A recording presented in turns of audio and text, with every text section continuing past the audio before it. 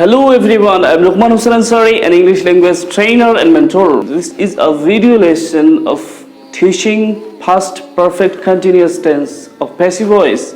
So let's get started.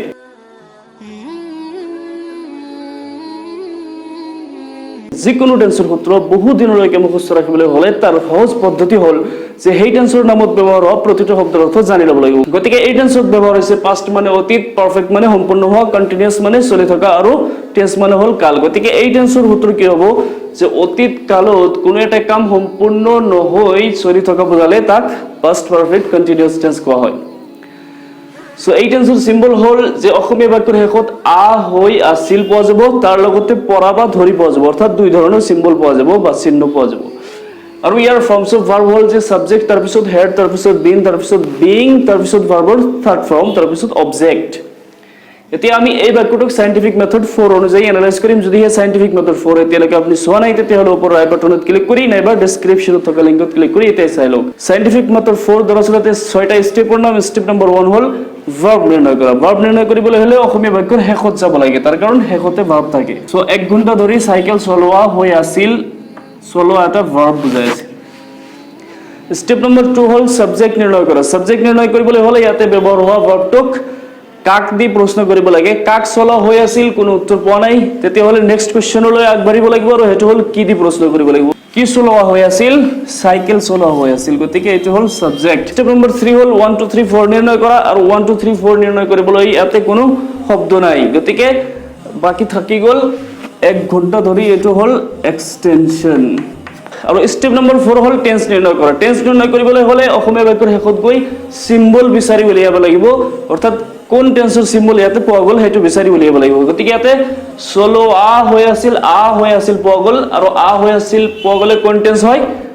Past continuous tense হ'ব পাৰে, past perfect continuous tense হ'ব পাৰে।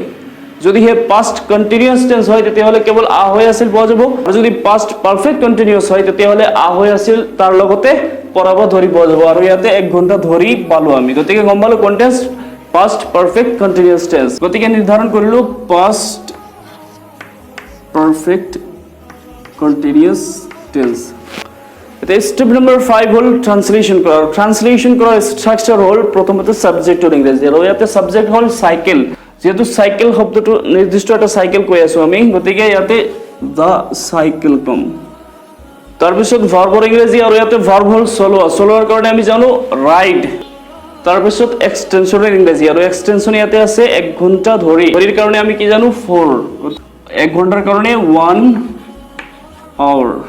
এতে স্টেপ নম্বৰ 6 হল ফৰ্মস অফ ভাৰ্ব হোৱা, আৰু এই টেন্সৰ ফৰ্মস অফ ভাৰ্ব হল সাবজেক্ট। সাবজেক্টৰ ইংৰাজী আমি লিখিছো, তাৰপিছত হেড, তাৰপিছত বিন, তাৰপিছত বিং, তাৰপিছত ভাৰ্বৰ থাৰ্ড ফৰ্ম। যেহেতু আমি ইয়াতে ভাৰ্বৰ ফাৰ্স্ট ফৰ্ম বহাইছিলো, গতিকে এটোক থাৰ্ড ফৰ্মলৈ ৰূপান্তৰিত কৰিব লাগিব। গতিকে কি হৈ যাব? ৰিডেন। সো হৈ গল 1 ঘণ্টা ধৰি সাইকেল চলোৱা হৈ আছিল, the cycle had been being ridden for 1 hour।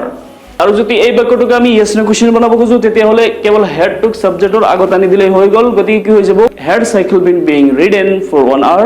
WS question বনাবলৈ হলে কি শব্দৰ ইংৰাজী হোৱাই টু লগাই ওপৰৰ বাক্যটো হ'ব। গতিকে কি হৈ যাব? Why had the cycle been being ridden for 1 hour। আৰু এই বাক্যটোৰ নেগেটিভ বনাবলৈ হলে হেডৰ পিছত এটা নট লগাব লাগিব। গতিকে কি হৈ যাব? The cycle hadn't been being ridden for 1 hour। আৰু এই বাক্যটোৰ ইয়েস নো কোশ্চেন বনাবলৈ হলে গোটেই hadn't খিনিক সাবজেক্টৰ আগত আনিব লাগিব। গতিকে কি হৈ যাব? hadn't the cycle been being ridden for 1 hour। আৰু এই বাক্যটোৰ ডব্লিউএস কোশ্চেন বনাবলৈ হলে কি শব্দৰ ইংৰাজীটো বনাই ওপৰৰ বাক্যটো হ'ব। গতিকে কি হৈ যাব? why hadn't the cycle been being ridden for 1 hour। গতিকে আপোনালোকে চালে যে আমি পেসিভ ভয়েসৰ পাস্ট পাৰফেক্ট কন্টিনিউয়াস টেন্সৰ এটা বাক্যক 6 ধৰণে বনাইছিলো। গতিকে এনেকৈ বিভিন্ন ভাৰ্ব লৈ আপোনাৰ বন্ধুৰ লগত প্ৰেক্টিস কৰি থাকক। যদি ভিডিওটো ভাল লাগিছে লাইক কৰিব, আৰু বেয়া লাগিলে ডিসলাইকৰ বাটনটো আছে, আৰু যদি অত্যাধিক ভাল লাগিছে প্লিজ এটা শেয়াৰ কৰিব। Thank you for watching.